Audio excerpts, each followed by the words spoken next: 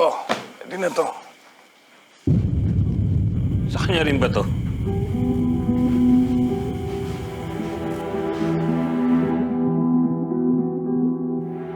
Oo. Ano ka gumamit dito?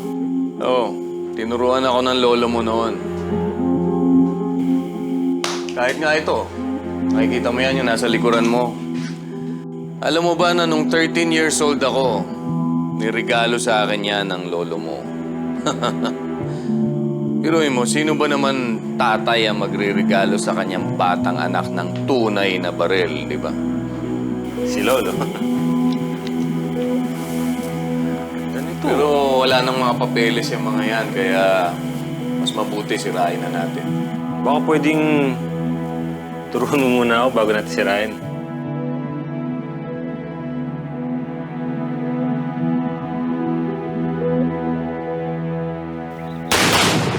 Oh! Yes! Wow! Galing! Ah! Oh, ikaw naman. Ano ba? Tandaan mo yung mga tinuro ko sa'yo, ha? Ito, ano? Oh! Ah! Alas! Aray ko! Amin na. Pakitaan naman kita. Kasama dito, ah. Yeah! Oh.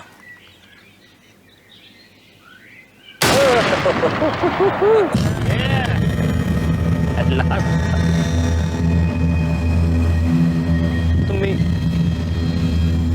Hoy! Shh! Tabi ka dyan! Kaya mo tamaan! Hoy! Hoy! Vicky, palagay ko kailangan natin pumasok.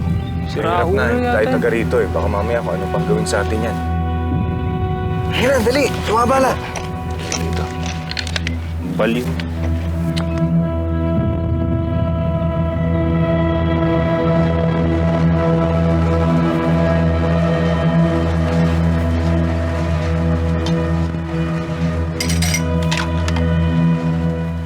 Oh, ang tito mo.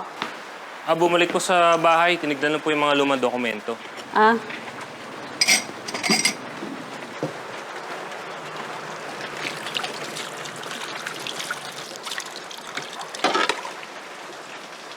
Ay, nako, Otoy. Labas-pasok talaga ang signal dito. Hayaan mo, baka mamaya-maya may makuha ka ng signal. Naku, baka magtampo yung girlfriend ko. Silosa pa naman yung mga Latina. Tulungan na lang po kita dyan. Ay, hindi na. Yan Ako na lang po. bahala dito. Ako na. Ako lang bahala dito. Hindi! Ikaw talaga. Ay, teka muna.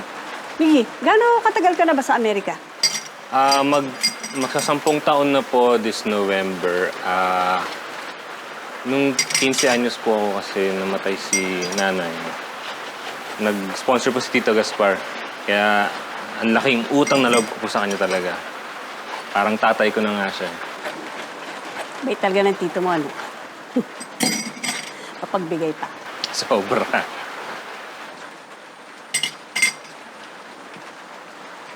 Ang aga niya lumabas.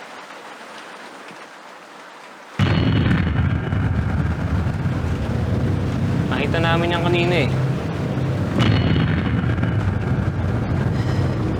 Hindi naman yan ang aano. Pero, yung nakikita ko yan pag pumupunta ako dito.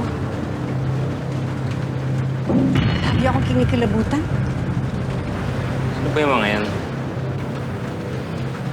Sabi ng mga taga rito, malagad ang tawag sa kanya.